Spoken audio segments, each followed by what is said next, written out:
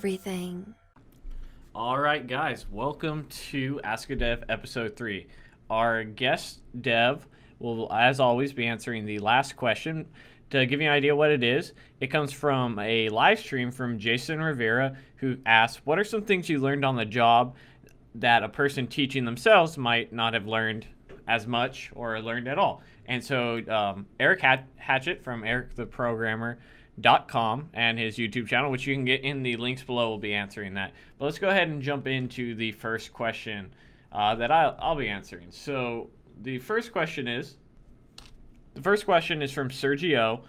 Is the next a common practice in a professional environment? A dev knows exactly what he wants to do but doesn't know how to do it, asks in Stack Overflow or Googles it, gets a code snippet, and do a copy paste. Is this done in professional environments? Yes and no, right? So there's nothing wrong with you going and looking for a solution that you may be struggling with. You probably necessarily are only going to be like most of the time you'll have like 80% of the code done and you'll need that last 20%. Or if there's an entire library where someone's devoted months of their time to doing that, you may actually just take the whole thing. But it really just depends. Now, it's common practice to need help, that's for sure. And it's common practice to use multiple libraries.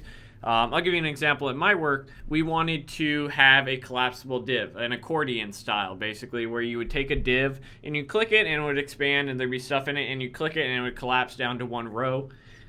Now, I could have taken the time to actually go and write that, but there's Bootstrap UI, which has that feature, so we just attach that as a dependency, and now we can use that. And we could change it to how we would want to use. And I mean, that's really what's so great about open source is you can make your stuff so great now with the minimal amount of effort while still learning so much in the process because coding is developing every day. So yes and no. Starting out as someone who's learning code, you're definitely going to want to try and struggle through it for a much longer period than maybe a professional developer.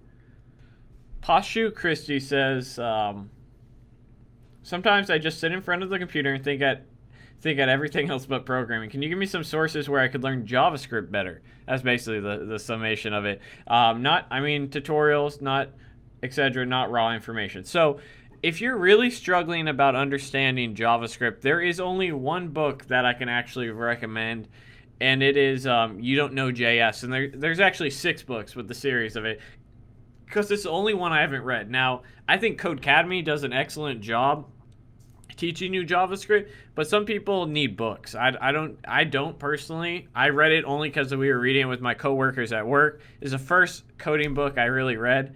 But you may want to try books. Now, if that's not your thing, video tutorials, man. Video tutorials are my thing. If I want to learn something, I go and watch a video tutorial, and then I immediately after that go and use that library, that language, that framework, whatever it is, and you're going to go do that. Now, there's tons of JavaScript tutorials on YouTube. You don't have to go to Udemy. You don't have to spend any money, but that might be the path to go down. And I don't mean like a free code camp solution. I mean, someone sitting down. Derek Bonas probably has a great tutorial where he sits down for an hour, 2 hours, 3 hours. Watch every video, hour-long tutorial he does and try to follow along as you're doing it. And that should help you fill in the gaps with JavaScript.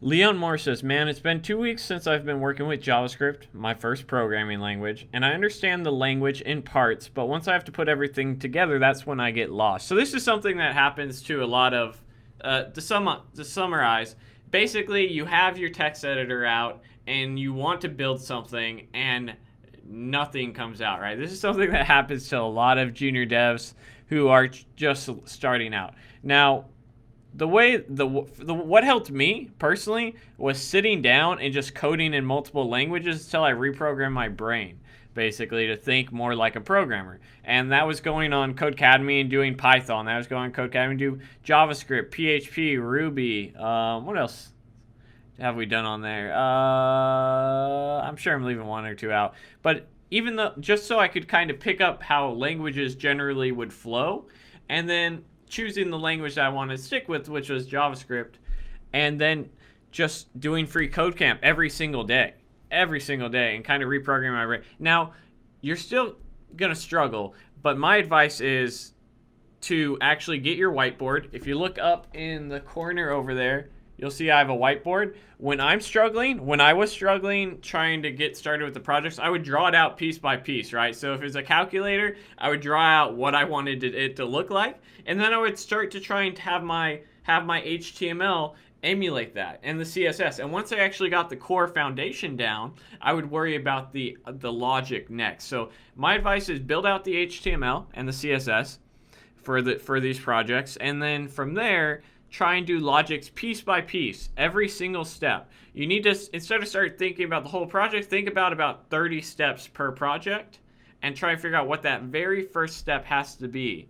And you may have a little bit better success when getting lost. People get overwhelmed, I feel like, where they're like, oh my God, I don't know where to start. How am I ever going to complete this? And well, you have to complete it step by step. And it's not like you're just going to and it's going to be done. You have to do line 1, line 2, line 3 and start breaking things up. And it'll get easier as you go forward. But try to visualize it, draw it out. When you see it drawn out, and with multiple monitors as well, always have one monitor with it up, your HTML, and another with you changing the logic. It'll be much easier for you to visualize it in your head. That will help you kind of get over that intimidation factor, or that kind of overwhelming sense that I don't know where to get started, and I just get overwhelmed and nothing comes out. So I have a question. What are some things you learned on the job as a developer that a person teaching themselves at home might not learn? So when I was in college, I got an internship and I made a few mistakes. So try not to do these 3 things.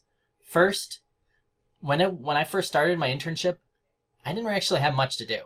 And so my number 1 tip is to keep busy during the slow times. Even if your boss doesn't give you a lot to do, try to find things that you can do, like volunteering to help other people in your group or coming up with new projects that you can do. Actually, it's sometimes okay if you have an internship or even just a normal job to just study. If you're a Java development shop, do some studying, work really hard, try to do some practice programs, just keep working. Maybe if there's an open source project that's out there, try to contribute to it if your boss is okay with that. But try to keep busy. The worst thing you want to do is just surf the web and do nothing. The second thing I did wrong in my first internship when I was in college was that I got a really big project, and I was only working like 20 hours a week, 16 hours a week. And instead of putting all my time into that project, I kind of took it slow. In other words, just work above and beyond on what you're trying to do. So if you are working a 40-hour-a-week job, work 50 hours, work 60 hours, come in on the weekends. Really show your boss that you are willing to learn and that you're willing to put your hours in. Especially something like software development. If this is one of your first jobs, you're going to find out there's so many things you don't know. And you really need to work really hard to figure out everything that you need to do. And third thing that I did wrong is I didn't find a mentor or find good friends that I could get help with while I was on the job. So when I started my new job, when I started my internship, I just kind of took all the problems that I needed to do and I just internalized them all and tried to figure them all out myself. So I would get a bug and something that a senior developer could figure out, in 10 minutes took me 2 hours. So it was good learning, but what I should have done is not keep bugging the senior developers all the time, but be able to get help when I needed it and continue on in learning at the same time.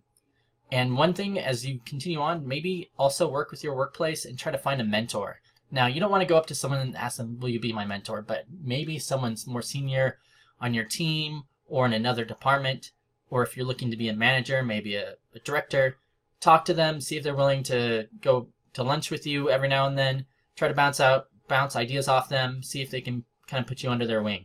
So that's 3 quick tips on what you can do that you may not have learned by teaching yourself. Thanks.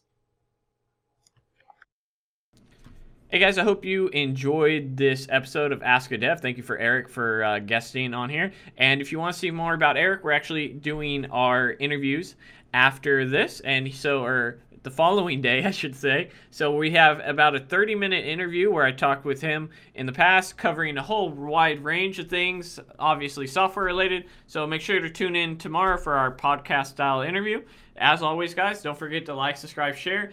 support me on Patreon. Just restructured it, so there's some cool perks on there. And thanks to you who do. I'll see you guys in the next video. Hey guys, thanks for watching the video. Special thanks to our sponsor, Dev Mountain. Go to devmountain.com if you're interested in coding boot camps where housing is included in the tuition, so you can get up and go and not have to worry about where you're going to live. You just go and immerse yourself fully in the experience, and check them out. And special thanks to you who support me on Patreon. If you want to make sure I keep putting out more content, Patreon's a great place to support me. But as always, guys, I'll see you in the next video. Thanks for watching.